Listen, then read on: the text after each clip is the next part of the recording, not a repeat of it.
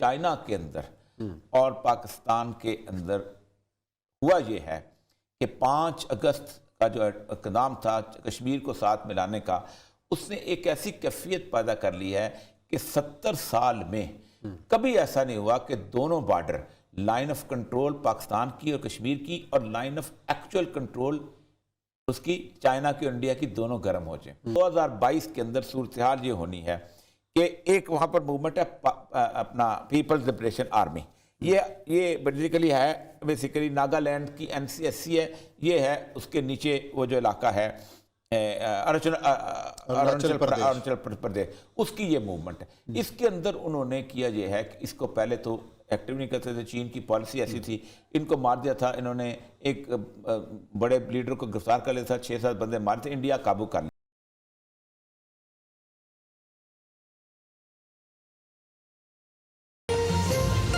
کہ نیا محاذ جنگ گرم ہو رہا ہے وہ ہے یوکرین، جہاں پہ روس اور امریکہ کے درمیان سخت کشیدگی ہے۔ اور یہ سب یوکرین اتنی اہمیت کا حامل کیوں ہے دونوں کے لیے؟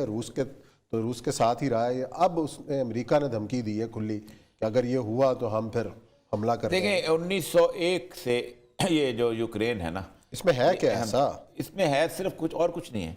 یوکرین جو ہے یہ راستہ ہے رشیا کا سمندر کی طرف، gateway to Russia, gateway of Russia towards the naval اپنا بیس جو بھی بنا سکتا ہے۔ بہت چھوٹی سی طاقت ہے روس کی نیول، لیکن وہ کسی نہ کسی حد تک کام آتی ہے، یہیں سے وہ اپنی سیریا کی جو بندرگاہ ہے انطاکیہ وہاں تک جاتا ہے۔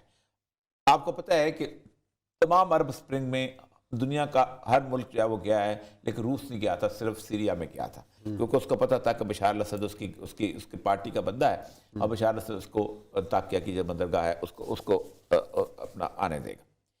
1901 میں تاریخ بنیادی طور پہ تھوڑی سی اگر دیکھ لیں تو ہم بڑا آسانی ہو جائے گی کہ 1901 میں معاہدہ ہوا ہے فرانس، انگلینڈ اور روس کا، اور یورپ میں ایک بہت بڑی حکومت ہوتی تھی آسٹرو ہنگیرین امپائر، ٹھیک ہے، اور دوسری بڑی حکومت تھی خلافت عثمانیہ، اور انہوں نے کہا تھا کہ ہم آسٹرو ہنگیرین امپائر پہلے ختم کریں گے اور پھر اس کے بعد خلافت عثمانیہ ختم کریں گے، اور ہم نے تم سے وعدہ کرتے ہیں کہ چونکہ تمہارے پاس وہ تمام جو پادری ہیں جو کہ آیا صوفیہ سے نکالے گئے تھے وہ تمہارے پاس ہیں، اور ہم تمہیں قسطنطنیہ دے دیں گے، اور آیا صوفیہ جو ہے وہ تمہیں واپس مل جائے گا۔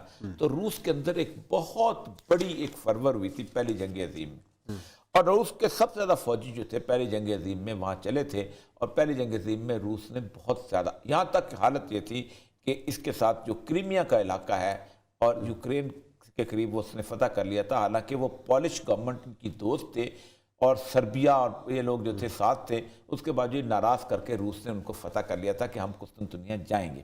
1343 میں بنا تھا سینٹ پیٹر جو تھا بڑا مشہور، پیٹر دی گریٹ، اس نے کہا تھا میرا ایک خواب ہے کہ آپ نا یوکرین پہ پہنچ جاؤ اور آگے پھر سیدھا تم قسطنطنیہ تمہارے ہاتھ میں ہوگا۔ 1916 کے پاس جب یہ پہنچے ہیں تو ظاہر بات ہے آپ نے خلافت عثمانیہ توڑ تاڑ دی ہوئی تھی، آپ نے عراق فتح کر لیا ہوا تھا، اس نے اس کے بعد سعودی عرب کے اندر جو حجاز آپ نے لے لیا تشریف مکہ کے تھرو، لبنان، عراق، یہ سارے ملک جو تھے وہ آپ کے قبضے میں آگے ہوئے تھے۔ صلاح الدین ایوبی کی قبر پر جا کے اس نے ٹھڈا مار دیا تھا کہ ہم بیک ہم آ چکے ہوئے ہیں۔ اس وقت ہوا یہ کہ ان کو پتہ چل گیا تب تو روس کو دینا پڑ جائے گا، تو انہوں نے ایک موومنٹ بلٹ اپ کی تھی جسے کہتے ہیں بالشوک ریولوشن کی موومنٹ۔ اس کا جو بانی تھا وہ ایک یہودی تھا، وہ تھا کارل مارکس، اور ساتھ اس کی اینگلز ہوتا تھا، اینگلز بھی وہی، تو اس کے ساتھ ساتھ پورے جوز، کیونکہ روس ایسا ملک تھا جس میں سب سے زیادہ جوز تھے، تو ان کو پتہ چلا کہ اب تو قسطنطنیہ اگر یہ ان کو مل گیا تو یہ تو ہمارے خلاف جوز کے تو خلاف تھے، رشین جو زار تھے یہ روس جوز کے خلاف تھے، تو انہوں نے اپنی تمام فورسز جو تھی نا اس وقت وہ ڈیورٹ کی، اور فورسز کو کہا کہ تم ساتھ دو کس کا؟ لینن کی فورسز کا، اچھا، ورنہ وہ آگے نہیں آ سکتے تھے۔ تو انہوں نے وہ علاقے پہ علاقے فتح کر دیے گئے، جن میں سے سب سے اہم ترین علاقہ جو تھا وہ یوکرین فتح ہوا تھا، کیونکہ وہ چاہتے تھے کہ یہاں جو زار کے وفادار ہیں ان کو مار دیا جائے۔ ایک شہر میں 50,000 لوگوں کو باہر نکال کے پوری لائن لگا کے ان کو گولیوں سے بھون دیا گیا، ایک دن کے اندر 50,000 لوگ جو زار کے وفادار انہوں نے زار پہ قبضہ کر لیا۔ جیسے ہی 1917 میں اکتوبر میں انہیں انقلاب آیا تو لینن نے پہلا خطبہ تھا کہ یہ جو جنگ ہو رہی ہے یہ بیسیکلی یہ مفادات کی جنگ ہے، اچھا، اور یہ کارپوریٹ مفادات کی جنگ ہے، سرمایہ داروں کی جنگ ہے، اور روس جو ہے وہ ایک انقلابی ہو گیا ہے، تو ہم اس جنگ میں حصہ نہیں لیں گے۔ جیسے ہی وہ اس نے اپنی فورسز واپس بنائی، انہوں نے سکھ کا سانس لیا اور کہا اب تو قسطنطنیہ ہمارا ہو گیا، لیکن اب قسطنطنیہ مسلمانوں کے پاس ہم نہیں رہنے دیں گے۔ تو انہوں نے یہ کیا کہ ایک ان کا بہت لاڈلا آدمی تھا جس کا نام تھا کمال اتا ترک۔ یہ بیسیکلی اس کے والدین جو تھے، بزرگ جو تھے، وہ یہودی تھے اور یہاں آ کے مسلمان ہو گئے تھے۔ ان کو کہتے ہیں دونمیا۔ دونمیا وہ ہوتے ہیں کہ جو اندر گھروں کے اندر سینگوگ رکھتے ہیں اور باہر جو ہے وہ مسلمان سیر کرتے ہیں۔ تو اس نے ایک موومنٹ بنائی تھی ینگ ترک۔ آپ خود سوچیں کہ فرانس اور انگلینڈ کی فورسز جو پوری دنیا فتح کر رہی ہیں، جو آسٹرو ہنگیرین امپائر ختم کر رہی ہیں، جو خلافت عثمانیہ ختم کر رہی ہیں، وہ ایک ینگ ترک سے شکست کھا جاتی ہیں۔ اچھا، وہ بھی سائپرس کے علاقے میں، جہاں کہ خاص طور پہ یونان کا علاقہ۔ تو اس نے فتح کیا تو لوگوں نے بڑی تالیاں بجائیں کہ مصطفیٰ کمال پاشا۔ مجھے امی اب کبھی کبھی کہتی ہیں کہ ہم جب بچے ہوتے تھے تو ہم وہ گایا کرتے تھے مصطفیٰ کمال پاشا تیریاں دور بلائیں۔ تو اس طرح کے یہاں بھی لوگ کہتے تھے کہ مصطفیٰ پتہ نہیں کیا بات ہے۔ تو جیسے یہ برسر اقتدار آیا ہے تو اس بندے نے جو تھا یہ وہاں پر اپنے ان کے ساتھ حکومت بنا لی، لیکن خلافت عثمانیہ کو اس نے قائم رکھا۔ لیکن برصغیر پاک و ہند میں جب خلافت عثمانیہ کی موومنٹ چلی ہے 1920 میں، تو ان کو پتہ چل گیا کہ یہ تو ایک مسلمان اکٹھے ہو رہے ہیں۔ اور محمود الحسن صاحب کہتے ہیں کہ ہم جب موومنٹ میں جب گرفتار کر کے لے کے گئے تو وہاں پر تو کالا پانی، تو میں نے پوچھا اس سے، انگریز سے جو انچارج تھا، کہ تم ہمارے اس خلافت کے خلاف کیوں ہو؟ اس کا مسئلہ یہ ہے کہ ایک یونٹی ہے۔ ایک دفعہ خلیفہ نے کہا جہاد کی کال تو پورے مسلمان اکٹھے ہو جائیں، تو پھر اس کو کہا گیا کہ تم خلافت کو ختم کرو۔ تو اس نے 3 یہودیوں کو لے کے خلیفہ عبدالحمید کے دربار میں پہنچا اور اس نے جا کے اس کو کہا کہ آپ اتر جاؤ۔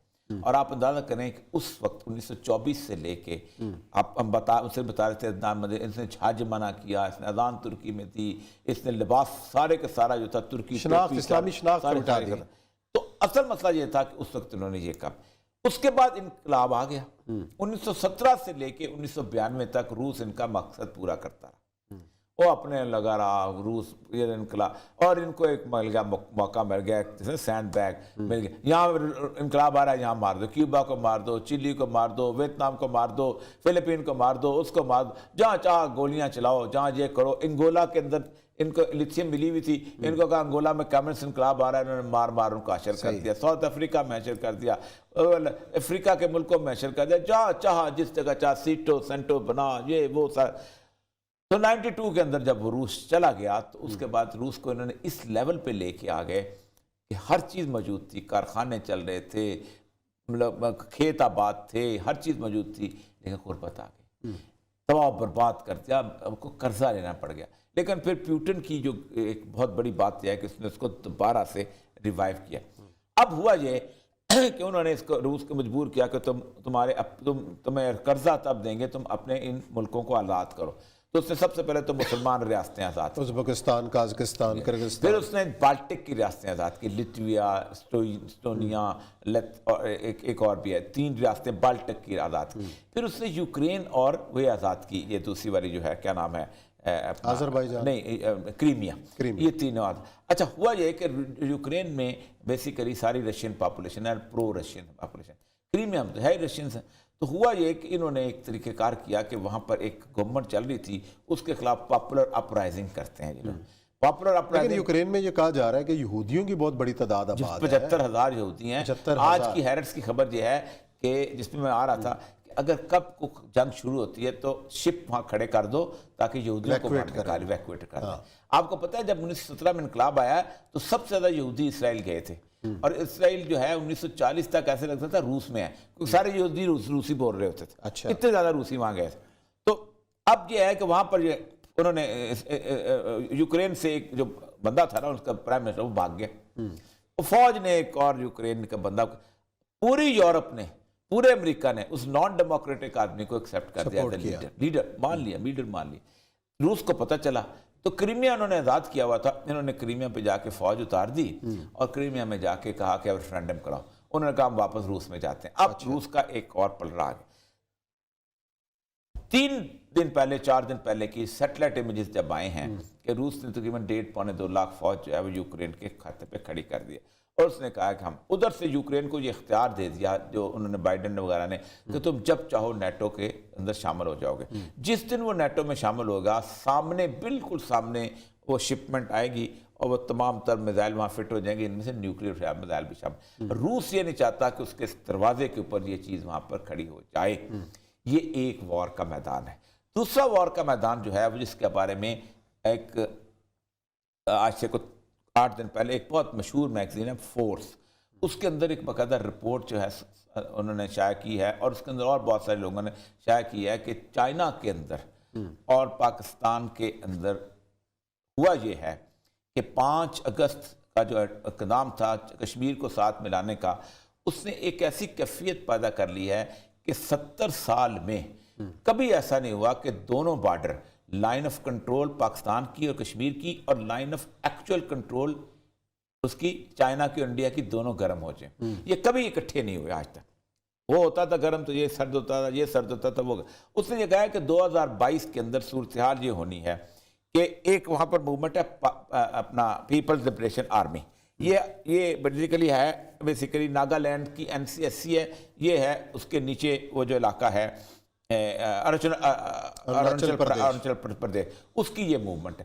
اس کے اندر انہوں نے کیا یہ ہے کہ اس کو پہلے تو ایکٹیو نہیں کرتے تھے, چین کی پالیسی ایسی تھی, ان کو مار دیا تھا انہوں نے, ایک بڑے لیڈر کو گرفتار کر لیا تھا, 6-7 بندے مارے تھے, انڈیا قابو کر لیا تھا. آج سے کوئی 8 دن پہلے ایک کرنل اور اس کی بیوی کو انہوں نے ایمبوش کیا جو اس کا انچارج تھا. اچھا, یہ 7 ریاستیں ہیں اور یہ ساری کی ساری ریاستیں جو ہیں ایک ساتھ ملی ہوئی ہیں. ان ساروں میں کوئی بھی انڈیا بولنے والا نہیں, بولنے والا ہندی بولنے والے سارے اس طرح کے ہیں, وہ جیسے چینی ہوتے ہیں یا بنگالی ہوتے ہیں, آسام بھی اس میں شامل ہوتی ہے 8ویں. یہ سارے کے سارے جو ہیں وہاں پر انہوں نے موومنٹ شروع کر دی ہے اور خطرہ شروع ہوا ہے.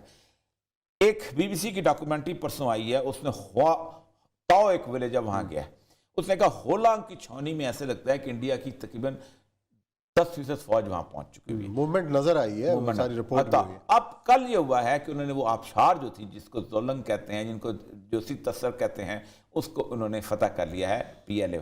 اب چائنا اس وقت لڑ رہا ہے پراکسی وار. یہ پورے کے پوری 7 ریاستیں, ایک چھوٹی سی پٹی ہے جس کو کہتے ہیں سلگری کوریڈور.